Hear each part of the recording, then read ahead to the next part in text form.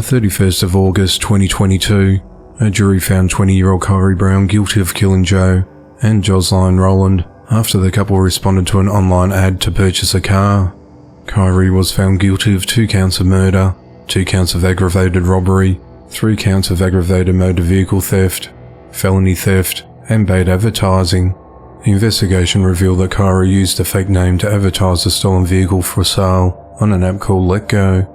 On the 14th of August 2020, Joe showed interest and responded to the ad and agreed to meet to purchase the car. Kyrie drove the stolen vehicle to Southlands Mall in Denver, Colorado to meet the couple. When Joe noticed issues with the vehicle title and brought them up, Kyrie then pulled out a gun and demanded the couple hand over the cash they brought to purchase the car. He reportedly shot 5 times, killing both of them.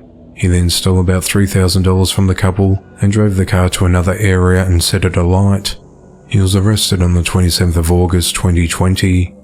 The investigators were able to solve the case by pulling computer records showing Kyrie's email address, which was used to list the stolen vehicle online.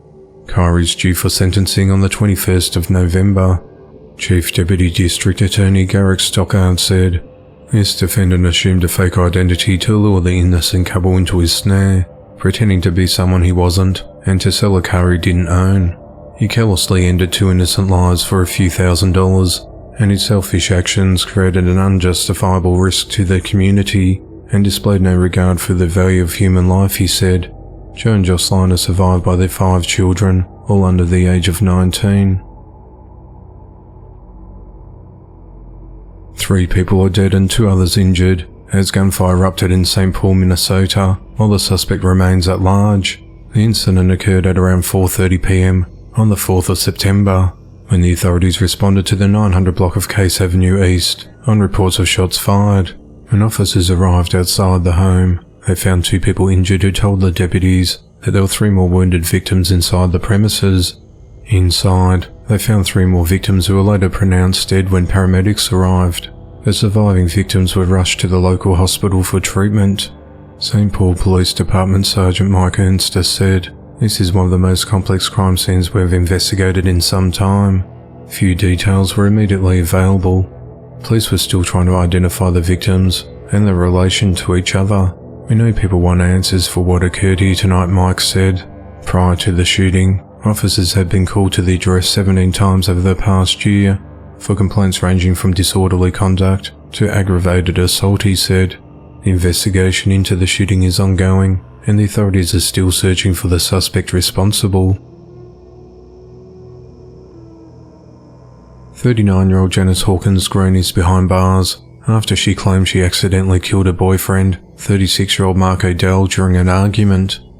The incident occurred at around 12:10 p.m. on the 29th of August, when the authorities responded to an apartment complex located at 2445 Cole Avenue Southeast in Minneapolis, Minnesota, on reports of a shooting. When first responders arrived, they saw Janice and her boyfriend's mother sitting on the porch and found Mark laying on his back in a pool of blood with a gunshot wound to his abdomen. First aid was rendered and he was transported to a local hospital, where he was later pronounced dead. Janice told investigators that she and Mark had been dating for 2 years and began to argue. She said that she told Mark to gather his things and leave, and she then grabbed her boyfriend's sweatshirt and gun from her car. As they stood on the porch, she explained, she was holding the gun with the barrel facing away from herself and toward him. She shoved the gun and the sweatshirt toward Mark, telling him to take his shit when it went off by accident, she said. Mark's mother told police that she was in the living room and heard the 2 arguing for about 15 minutes, followed by a gunshot. She said she then called 911. After the shooting, Janice's 15-year-old daughter placed the gun underneath the bed, where police recovered the weapon. Janice's daughter told police her mother told Mark to pack up his possessions and leave the house. The authorities said the gun was equipped with 2 safeties that are designed to make accidental shooting less likely. Both have to be fully depressed before it will fire. During her second interview on the 1st of September, she told the detectives that she had been holding the gun by the grip, with her fingers on the trigger and the barrel pointing toward him, and she was shoving it at him. Janice was arrested and charged with second-degree manslaughter. She's held at the Hennepin County Jail in lieu of a $150,000 bond. 28-year-old Aston Simmons from Apollo Beach, Florida is behind bars and faces multiple charges after a 5-year-old boy found a loaded gun and accidentally shot himself. According to the Hillsborough County Sheriff's Office, dispatchers received a 911 call at around 8 a.m. on the 1st of September regarding a young boy who accidentally shot himself. As the call was being made, Aston was driving the child to the St. Joseph's Hospital and was admitted to the hospital in a critical condition. However, when officers arrived at the home on the 6,000 block of Sunsail Place in Apollo Beach, Florida, they said they smelled a strong odor of marijuana. They did not see a firearm or casing in sight, so they got a court-authorized search warrant of the residence. The detectives determined that the child found an unsecured and loaded gun in the bedroom and accidentally shot himself. Multiple pounds of marijuana and cash were seized from the home along with drug paraphernalia. On the 2nd of September, officers arrested Aston, who they said is not related to the child. He's been charged with child neglect with great bodily harm, improper storage of a firearm, possession of marijuana over 20 grams, possession of marijuana with intent to sell, and possession of drug paraphernalia.